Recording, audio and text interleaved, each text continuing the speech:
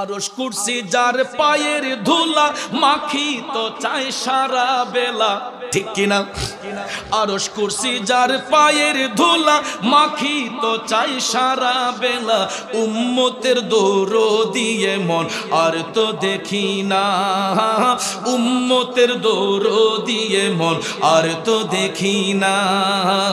ও মুসাফির জিয়ারতে চলো মদিনা, ও মুসাফির জিয়ারতে চলো মদিনা, সেথায় আছেন নূর নবীজি দয়ার খাজিনা, ঠিক কিনা?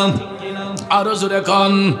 আরে নবী আমার আছেন যেথায় জান্নাতের বাগান তো সেথায়, নবী আমার আছেন যেথায় জান্নাতের বাগান তো সেথায়, সেই বাগানের পরশ পেলে কিছুই চাহি না, সেই বাগানের পরশ পেলে কিছুই চাহি না। ও মুসাফির জিয়ারতে চলো মদিনা, সেথায় আছেন নূর নবীজি দয়ার খাজিনা, কথা কোন ঠিক কিনা?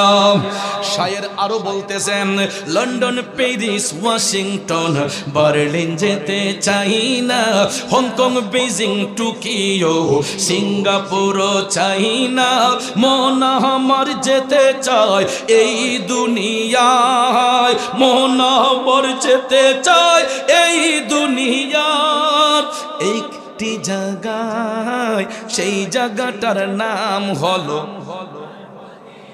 মাশাআল্লাহ, সেই জায়গাটার নাম হলো না, সেই জায়গাটার নাম হলো সোনার মদিনা।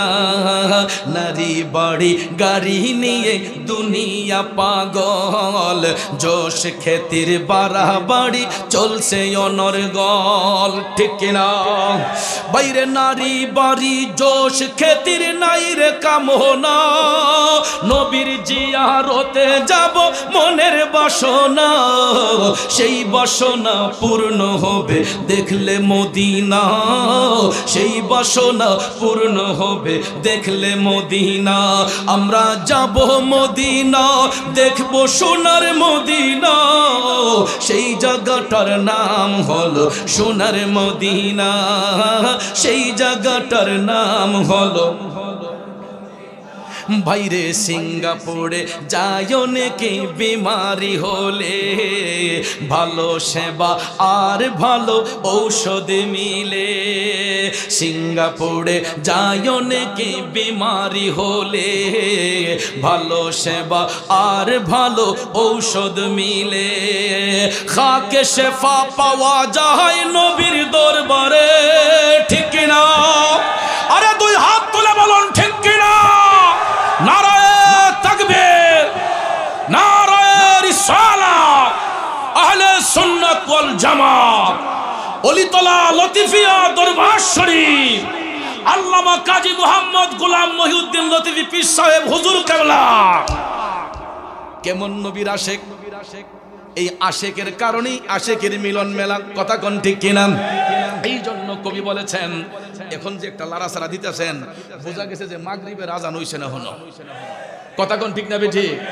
এখন যে একটা বাপসা আশেকদের মধ্যে আসছে, আপনাদের দেখে মনে হইতেছে যেমন মাগরিবের আজান হন হইছে না, কারণ মুর্দা কলব জিন্দা হয়েছে, কারণ ভাত খাইলে ফল খাইলে পেটের ক্ষুধা নিবারণ হয়, আর আল্লাহ নবীর শান গাইলে আশেকদের রুহের ক্ষুধা নিবারণ হয়।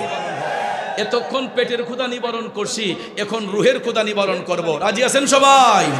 আরে সিঙ্গাপুরে যায় অনেকে বেমারি হলে, ভালো সেবা আর ভালো ঔষধ মিলে, খাকে শেফা পাওয়া যায় নবীর দরবারে, সর্বরোগের চিকিৎসা হয় নবীর দরবারে, রোগের শেফা পেতে চলো সোনার মদিনা, রোগের শেফা পেতে চলো সোনার মদিনা।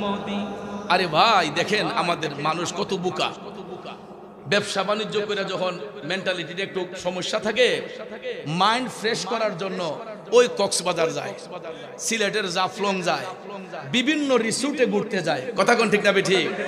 আমি দেখলাম হিসাব করে আমাদের দেশের বড় লোকরা তাদের মাইন্ড ফ্রেশের জন্য, মনের শান্তির জন্য এরা নাকি মাইন্ড ফ্রেশ করার জন্য বিভিন্ন রিসোর্টে যায়। কক্সবাজার একটা হোটেলের ভাড়া কত, সেখানে আসা যাওয়ার ভাড়া কত, ক্যারিং খরচ কত, সবকিছু হিসাব করলে দেখা যায় অন্তত একটা ফ্যামিলি ট্যুর দিলে যদি নাও হয় 1 লক্ষ টাকা খরচ হয়। কথা কোন ঠিক না বেঠিক? এটা একদম সিম্পল ভাবে বললাম, কিন্তু আমাদের দেশের যে বড় লোকগুলা এক একজন কক্সবাজার গেলে আমি দেখছি 1 লাখ 2 লাখ 3 লাখ টাকা নাকি খরচ কইরা তারা ভ্রমণ কইরা আসে। কোনো ফায়দা আছে? কোনো ফায়দা আছে? সমুদ্র সৈকতে গেলে এক ছেলে আরেক মেয়ের দিকে নজর করবে, এবং যে একটা বিশ্রী অবস্থা। আমি গত বছর একটা প্রোগ্রাম করেছিলাম কক্সবাজার এয়ারপোর্টের সাথে। তা আমি যখন ফ্লাইটে গেলাম, সেখানে গিয়ে আমাকে রিসিভ করার জন্য প্রায় 1-150 মোটরসাইকেল আসলো। এরা আমাকে খুব ভালো একটা হোটেল, একদম বিচের সাথে, সেখানে একটা 5 স্টার হোটেলে এরা হোটেলে আমাকে রাখলো রেস্ট নেওয়ার জন্য। তো ভাবলাম যে কক্সবাজার তো অনেক মানুষ যায় একটু মানে আনন্দ করার জন্য, ভ্রমণ করার জন্য, যেহেতু ফ্রি হোটেল পাইলাম, ওয়াশ করতে আসলাম, আমাকে মোটা অঙ্কের হাদিয়াও দিল। তো এই সুবাদে ছেলেরাই বলতেছে, হুজুর কালকে আমরা আপনাকে নিয়ে বিচে যাব। বিশ্বাস করবেন না, একটা সাইট নিয়ে গেলাম, তারপরও দেখি আমাদের দেশের মানুষ অধিকাংশই তো মুসলিম পরিবার। কথা কোন ঠিক না ঠিক? এই বাংলাদেশে বর্তমানে 95% মুসলমান, ঠিক না? 5% হলো বিজাতি। কিন্তু আমি দেখলাম অনেকগুলা মুসলিম পরিবারের ছেলে মেয়ে টি শার্ট পরে পরে, মেয়েগুলা পাতলা পাতলা কাপড় পরে মেয়েগুলা সমুদ্র সৈকতে নাচানাচি করতেছে। আমার একবার গিয়ে আমার নিজের চোখে দেখা আমি সঙ্গে লগে চোখ বন্ধ করে সাথে সাথে আমি পারে উঠা বললাম, আর আমি কখনো সমুদ্র সৈকতে যাব না, আর কখনো যাব না। কারণ যেখানে গেলে ঈমান আকীদা নষ্ট হয়ে যায়। একবার তাকালে দ্বিতীয়বার তাকাতে রুচিতে বাদে। এরকম ভ্রমণ আমার প্রয়োজন নাই। কথা কোন ঠিক কিনা? এই জন্য ভাইয়ারা আমার, আমি কথাটা এই কারণে বললাম, এই লতিফিয়া দরবার শরীফ এটা একটা আশেকের সেন্টার। কথা কোন ঠিক কিনা? এই এলাকার মানুষগুলাকে আমি মুবারকবাদ জানাই, ধন্যবাদ জানাই। এত সুন্দর একটা মাদানী পরিবেশ, কিন্তু রাস্তা দিয়ে আসার সময় আমি একটা নারী চোখে পড়ল না, একটা মহিলা চোখে পড়ল না। বাংলাদেশের প্রত্যেকটা অঞ্চলে প্রতিটা রাত্রে 1-2টা মাহফিলে যাই, বাজানো মাহফিল স্থলে গেলেও দেখা যায় নারী পুরুষ সমান তালে। রাস্তাঘাটে যে তালে নারী, এই তালে পুরুষ। কিন্তু আমি আজকে 3 বছর যাবত এই লতিফিয়া দরবার শরীফের মধ্যে আসতেছি। 3 বছরের ভিতরে আমি একটা বারো রাস্তাঘাটে একটা মহিলা হাঁটতে দেখলাম না। তার মানে বোঝা গেল এই দরবারটা শরীয়তের চাদরে ঢাকা। কথা কোন ঠিক না ঠিক? যেখানে ডিসিপ্লিন আছে সেখানে সবকিছু আছে, যেখানে ডিসিপ্লিন নাই সেখানে কিছুই নাই। কথা কোন ঠিক কিনা? তো বন্ধুরা আমার কথাই কথা লম্বা হয়ে যায়।